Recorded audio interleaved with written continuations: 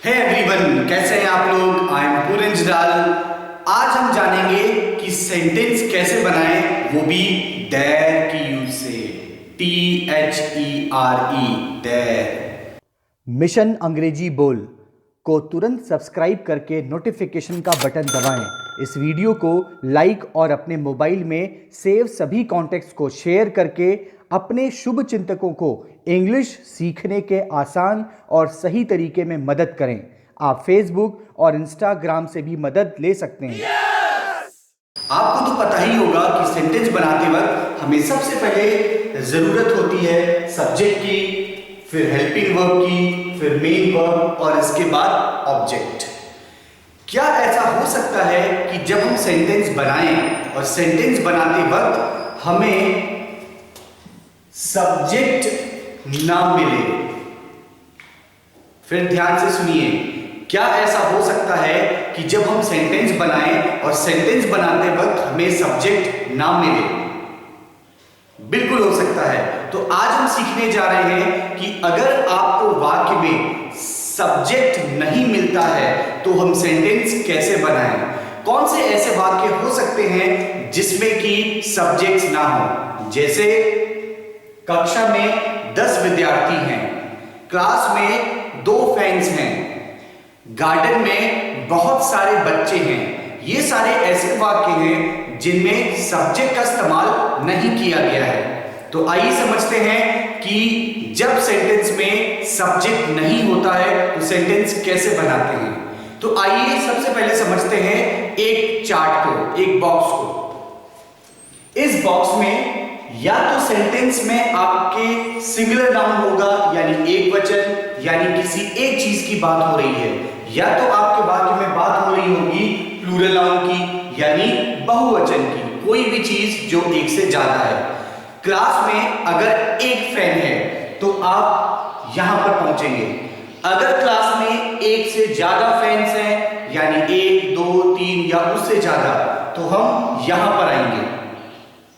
वाक्य या तो आपका प्रेजेंट यानी वर्तमान का हो सकता है, पास्ट या तो भूतकाल का हो सकता है, फ्यूचर यानी भविष्य काल का हो सकता है। अगर आपका सेंटेंस प्रेजेंट यानी वर्तमान का है और हम सिर्फ एक चीज के बारे में बात कर रहे हैं तो हम इस्तेमाल करेंगे इज। प्लूरल नाउन के लिए प्रेजेंट वर्तमान में बात करेंगे आर के बारे में, यानी आर का इस्तेमाल होगा। अगर क्लास में 2 फैंस हैं तो हम यूज करेंगे आर। पास्ट वॉज का इस्तेमाल होता है जब वाक्य में सिंगुलर नाउन के बारे में बात हो रही हो, यानी कोई भी एक चीज। अगर हमारा ऑब्जेक्ट एक है तो सिंगुलर नाउन, ऑब्जेक्ट अगर एक से ज्यादा है तो हम प्लूरल नाउन का इस्तेमाल करते हैं। आइए एक उदाहरण से समझते हैं। अगर हमारा वाक्य है कक्षा में 10 विद्यार्थी हैं, इस वाक्य में कोई भी सब्जेक्ट नहीं है तो सब्जेक्ट की जगह हम देयर का इस्तेमाल करते हैं। सब्जेक्ट की जगह देयर का इस्तेमाल करते हैं। तो आइए समझते हैं सेंटेंस कैसे बनाएं। देयर को हम सब्जेक्ट की जगह इस्तेमाल करते हैं, तो सब्जेक्ट ना होने की वजह से हम इस्तेमाल करेंगे देयर। तो सेंटेंस का स्टार्टिंग होगा देयर। सब्जेक्ट की जगह हमने देयर का इस्तेमाल किया। इसके बाद हम यूज करेंगे हेल्पिंग वर्ब, यानी कि सहायक क्रिया। यह वाक्य प्रेजेंट टेंस का है। कक्षा में 10 विद्यार्थी हैं, ये वर्तमान काल के बारे में बात हो रही है, तो प्रेजेंट टेंस। अब या तो हम इज का इस्तेमाल करेंगे या तो आर का। आइए समझते हैं, कक्षा में 10 विद्यार्थी हैं, तो 10 विद्यार्थी का मतलब ये प्लूरल नाउन है, बहुवचन, क्योंकि जो ऑब्जेक्ट है वो एक से ज्यादा है, तो हम यहां पर लिखेंगे आर। तो सेंटेंस में हेल्पिंग वर्ब हो जाएगा देयर आर। तो सब्जेक्ट की जगह हमने देयर का इस्तेमाल किया। इसके बाद हेल्पिंग वर्ब है आर, क्योंकि यहां पर 10 विद्यार्थी हैं, एक से ज्यादा, प्लूरल नाउन, बहुवचन, तो हम यूज करेंगे आर। और जब हेल्पिंग वर्ब हम इस्तेमाल करते हैं, इसके बाद क्या यूज करेंगे? Main verb. इस वाक्य में मेन वर्ब नहीं है तो इसे छोड़ देते हैं, आगे चलते हैं। यानी कि ऑब्जेक्ट। तो इस वाक्य में ऑब्जेक्ट क्या बचा? 10 विद्यार्थी, यानी कि 10 स्टूडेंट्स। तो सेंटेंस हो जाएगा देयर आर 10 स्टूडेंट्स। यहां पर अगर 10 विद्यार्थी की जगह एक विद्यार्थी होता, अगर हमारा वाक्य होता कक्षा में एक विद्यार्थी है, सिर्फ एक विद्यार्थी है, तो ये सेंटेंस प्रेजेंट का है और एक वचन के बारे में बात हो रही है। तो यहां पर आर की जगह हम इस्तेमाल करते इज का, तो वाक्य हो जाता there is a student in the class या देयर इज वन स्टूडेंट। तो हम क्या यूज करेंगे? इज का इस्तेमाल यूज करेंगे, क्योंकि यहां पर सिंगल नाउन के बारे में बात कही जा रही है। अगर ये वाक्य नेगेटिव होता, क्योंकि ये वाक्य पॉजिटिव है यानी सकारात्मक वाक्य, अगर ये नेगेटिव होता जैसे कि कक्षा में 10 विद्यार्थी नहीं है, इस वाक्य में नहीं यानी कि नॉट का इस्तेमाल हमेशा हेल्पिंग वर्ब और मेन वर्ब के बीच में किया जाता है। हेल्पिंग वर्ब और मेन वर्ब के बीच में किया जाता है। इस वाक्य में देयर आर एक हेल्पिंग वर्ब है यानी सहायक क्रिया, तो सहायक क्रिया के बाद हम लिखेंगे नॉट। तो सेंटेंस हो जाएगा there are not 10 students. So negative sentence यानी नकारात्मक वाक्य में नॉट का इस्तेमाल हमेशा हेल्पिंग वर्ब के बाद किया जाता है। आइए आते हैं, अब बात करते हैं इंटरोगेटिव सेंटेंस की। इंटरोगेटिव सेंटेंस यानी प्रश्नवाचक वाक्य। इसको अगर आप प्रश्नवाचक बनाएंगे तो सेंटेंस कैसे बन सकता है? क्या कक्षा में 10 विद्यार्थी हैं? अब इस वाक्य में आपको क्या शब्द पहले मिल रहा है? हमेशा ध्यान रखिए, इंटरोगेटिव सेंटेंस यानी प्रश्नवाचक वाक्य में हेल्पिंग वर्ब आर का इस्तेमाल पहले किया जाता है और जो सब्जेक्ट का काम कर रहा है यानी देयर, इसका इस्तेमाल सब्जेक्ट के बाद करते हैं। तो सेंटेंस हो जाएगा आर देयर। हेल्पिंग वर्ब को पहले और जो सब्जेक्ट का काम कर रहा है उसे बाद में। तो सेंटेंस होगा आर देयर और बाकी सारी चीजें वैसे ही लिखी जाती हैं। सो आर देयर 10 स्टूडेंट्स। क्या 10 विद्यार्थी हैं? अगर आपने यहां पे लिखा है कक्षा, तो आप लिखेंगे are there 10 students in the class. Positive sentence में भी there are 10 students in the class, class में। अगर गार्डन में होता तो आप लिखते there are 10 students in the garden, there are 10 students at the school. तो ये सारी की सारी चीजें हमारी ऑब्जेक्ट में आ जाएंगी। बिल्कुल वैसे ही are there 10 students in the class, और लास्ट में हम यूज करते हैं क्वेश्चन मार्क, बिकॉज हम यहां पर इंटरोगेटिव सेंटेंस बना रहे हैं। अगर वाक्य है कक्षा में कितने विद्यार्थी हैं, इस वाक्य में फिर से प्रश्न पूछा गया है और कहा गया है कितने। जब कभी भी हम किसी चीज को काउंट कर सकते हैं यानी गिन सकते हैं, तो उस केस में हम यूज करेंगे हाउ मेनी। तो सेंटेंस हो जाएगा कक्षा में कितने विद्यार्थी हैं, तो आप लिखेंगे हाउ मेनी। मैनी हमने इसलिए लिखा क्योंकि विद्यार्थियों को काउंट किया जा सकता है, यह एक काउंटेबल नाउन है। तो हम लिखेंगे how many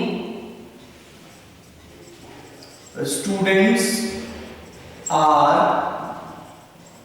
there in the class. Class में कितने स्टूडेंट्स हैं, तो आप लिखेंगे हाउ मेनी स्टूडेंट्स और इसके बाद हम इस्तेमाल करेंगे हेल्पिंग वर्ब का, और जो सब्जेक्ट का काम कर रहा है यानी कि देयर, उसको हम लिखेंगे हेल्पिंग वर्ब के बाद, और उसके बाद हम लिखेंगे ऑब्जेक्ट इन द क्लास।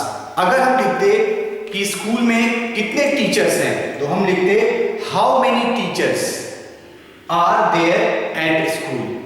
बस्ते में कितनी सारी बुक्स हैं, तो हम लिखेंगे how many books are there in the bag. तो हम कोई भी सेंटेंस यहां पर बना सकते हैं। इज आर का इस्तेमाल डिपेंड करता है, निर्भर करता है कि आपका ऑब्जेक्ट सिंगुलर है कि प्लूरल है। ये तो हमने सीखा कि प्रेजेंट में कैसे सेंटेंस बनाएं। इसका इस्तेमाल हम पास्ट के लिए भी कर सकते हैं और फ्यूचर के लिए भी कर सकते हैं। आइए समझते हैं पास्ट में कैसे करें। अगर वाक्य में होता कक्षा में 10 विद्यार्थी हैं, अगर ये पास्ट का होता कक्षा में 10 विद्यार्थी थे, यानी कि हम भूतकाल के बारे में बात कर रहे हैं, तो हम यहां पर लिखेंगे देयर। यहां पर 10 स्टूडेंट्स के बारे में बात हो रही है, 10 स्टूडेंट्स यानी कि प्लूरल। पास्ट में अगर हम प्लूरल नाउन यानी बहुवचन कोई भी चीज जो एक से ज्यादा है उसके बारे में बात करते हैं तो हम इस्तेमाल करेंगे वर। तो यहां पर लिखा जाता there were 10 students in the class. और ये हिंदी में अगर वाक्य होता कक्षा में 10 विद्यार्थी थे, इस वाक्य में हम लिखेंगे वर। यही चीज अगर नेगेटिव में होता कक्षा में 10 विद्यार्थी नहीं थे, तो आपको नियम पता है नॉट का इस्तेमाल हमेशा हेल्पिंग वर्ब के बाद किया जाता है।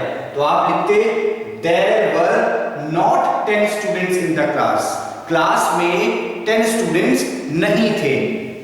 इसी चीज को आप इंटरोगेटिव यानी प्रश्नवाचक में भी बना सकते हैं, जैसे कि क्या कक्षा में 10 विद्यार्थी थे। अगर यहां पर हो जाता थे यानी भूतकाल, तो आप लिखते वर। यहां पर आर की जगह हम इस्तेमाल करते वर का, तो आप लिखते were there 10 students in the class. क्या कक्षा में 10 विद्यार्थी थे। बिल्कुल वही चीज आप यहां यूज कर सकते हैं, कक्षा में कितने विद्यार्थी थे।